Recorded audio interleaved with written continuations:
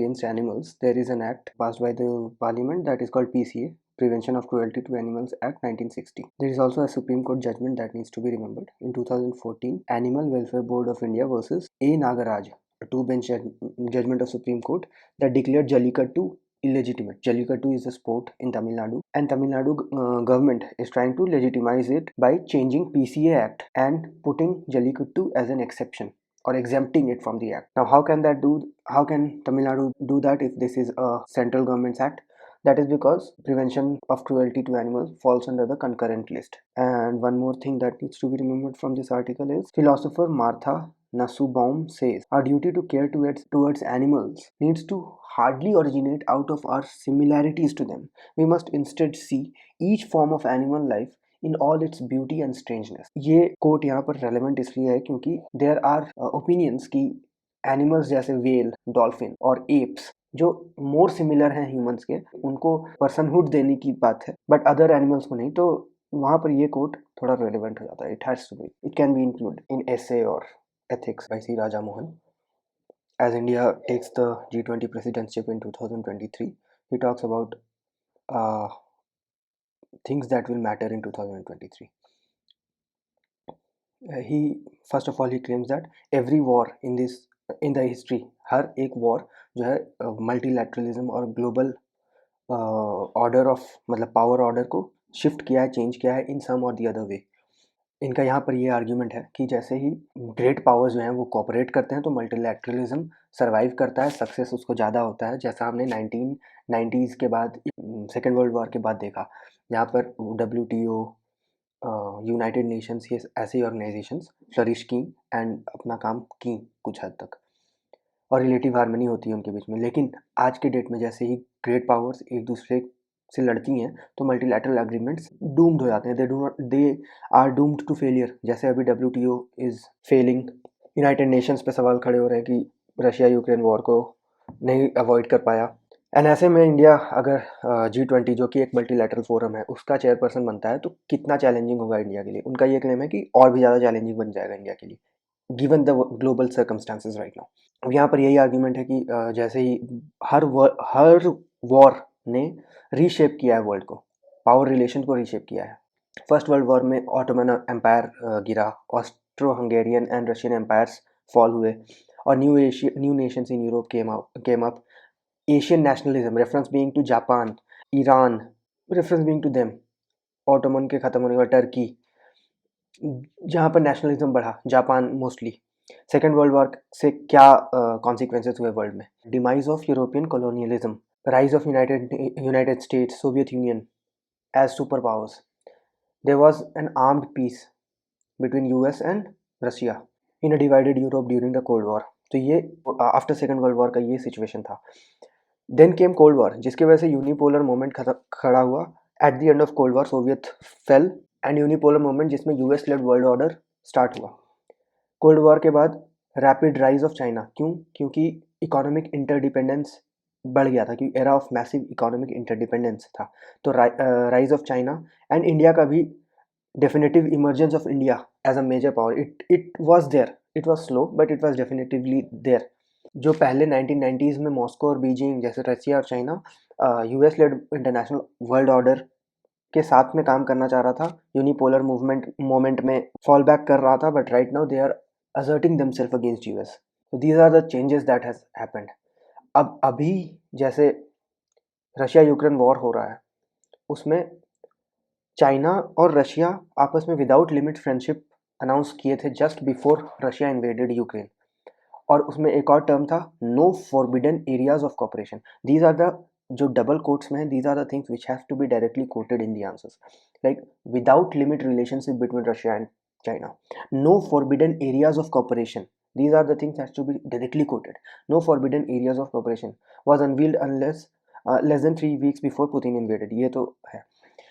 Some tentative conclusion ये है कि अभी जो स्पेशल मिलिट्री ऑपरेशन रशिया ने किया है यूक्रेन पे, उसके क्या कंक्लूजन्स होंगे। सी राजा मोहन 8 ऐसे पॉइंट बताते हैं कि क्या चेंजेस होंगे इसके वजह से, क्योंकि उन्होंने बताया कि हिस्ट्री में जितने भी वॉर हुए हैं उनकी वजह से वर्ल्ड में चेंजेस हुए हैं इंटरनेशनल रिलेशंस में। इस वॉर के वजह से क्या होंगे, ऐसे 8 चेंजेस बताए हैं उन्होंने। पहला ये है कि डिप्लोमेसी विल गेन ग्राउंड। जैसे G20 का इम्पोर्टेंस यहाँ पर बढ़ जाता है, क्योंकि सबको पता है कि Russia and Ukraine war is a frozen war जो ख़त्म ही नहीं हो रहा है। अब right now it is going to go through harsh winter, जहाँ पर diplomacy is the only way out जिसके थ्रू ये वॉर ख़त्म हो सकता है। तो ये पहला है कि diplomacy will take primary seat in the international relations. Diplomacy will become more important rather than brute force. Second inference ये निकालते हैं कि Russia will come out weaker from this military adventure. कुछ भी हो जाए, कैसा भी इसका रिजल्ट हो, रशिया तो वीकर निकलेगा, मतलब इससे पहले जैसा था उससे वीकर। क्यों? क्योंकि अभी दिख रहा है कि Ukraine is not falling back. NATO का उस पे है सपोर्ट, थोड़ा नेटो का एक्सपेंशन हुआ है, यूक्रेन थोड़ा कंसोलिडेट हो गया है एज अ नेशन, जिसको रशिया अभी तक डिनाई करता है कि Ukraine is not a sovereign nation. Third consequence इस वॉर का ये होगा कि यूरोप का इनेबिलिटी दिखाता है, despite being a good developed economy 10 times larger than that of Russia, it is still unable to defend itself against Russian invasion.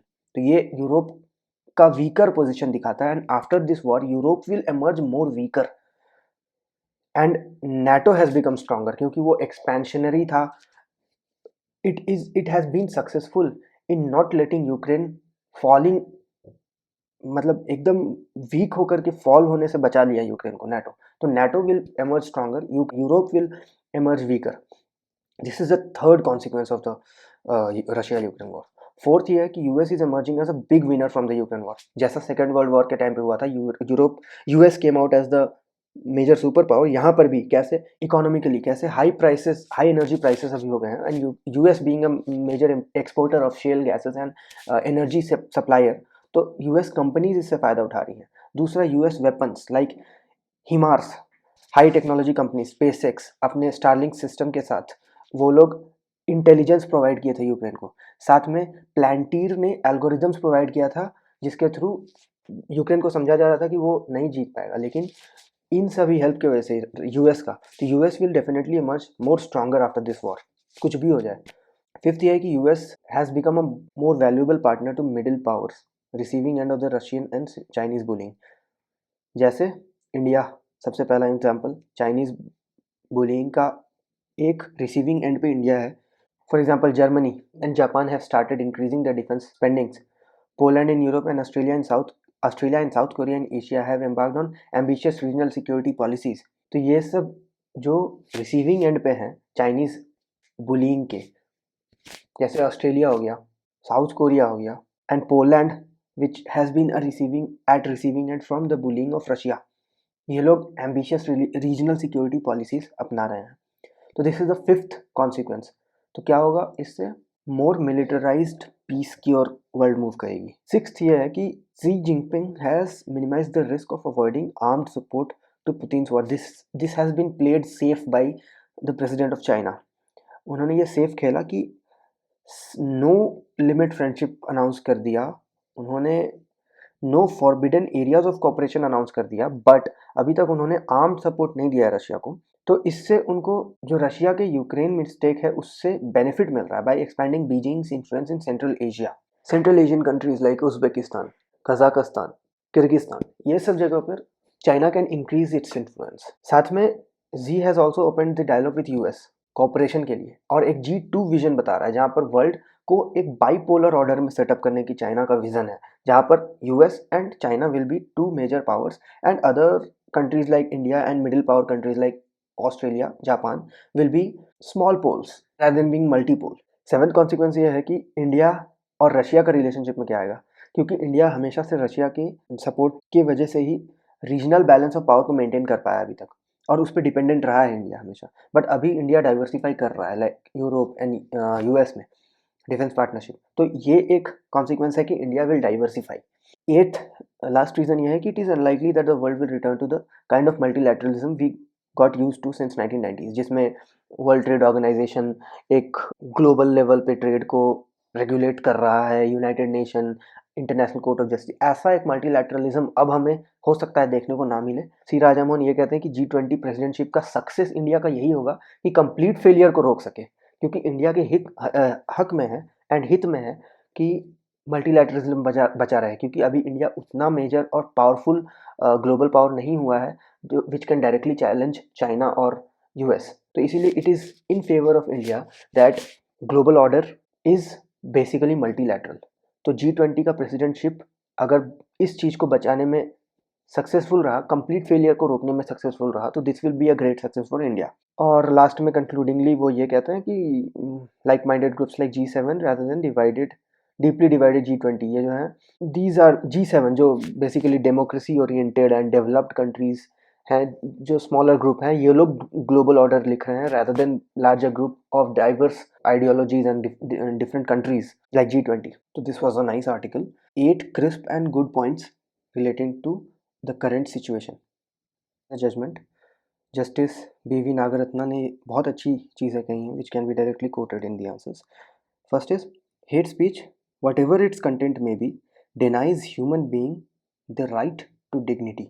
Next thing which he says dignity is the part of the individual rights that form the fundamental fulcrum of collective harmony and interest of a society. This has to be directly quoted, written by Justice B.V. Nagaratna. And Justice B.V. Nagaratna is also in news because she is the only one who has given the dissenting judgment in the demonetization verdict by Supreme Court. The development of full AI, that is artificial intelligence, could spell the end of the human race. This is relevant as the artificial intelligence has been in news with emergence of chat GPT. So this is a good code to be included in your notes or answers, which can be a question in prelims or for science and tech or environment, anything. The termites decompose wood at faster rate in warmer conditions. For every 10 degrees Celsius increase in temperature, the decomposition activity goes up by 7 times. इससे क्या होगा, wood होता है that stores carbon dioxide. अब जैसे ही उसको decompose किया जाएगा, those carbon dioxide will be released in the atmosphere, which will create a positive feedback and will further increase the global warming effect. तो ये एक मेजर कंसर्न है। और इससे क्या होगा, जैसे earth gets warmer, termites will rapidly spread across the world. जैसे temperate region, because of the warming they will spread and this will further increase the release of carbon from dead wood in the form of carbon dioxide and methane. तो majorly यही दो gases हैं जो release होती हैं termites के through when they decompose would, that is carbon dioxide and methane. और ये दो मेजर ग्रीन हाउस गैसेस कहलाते हैं।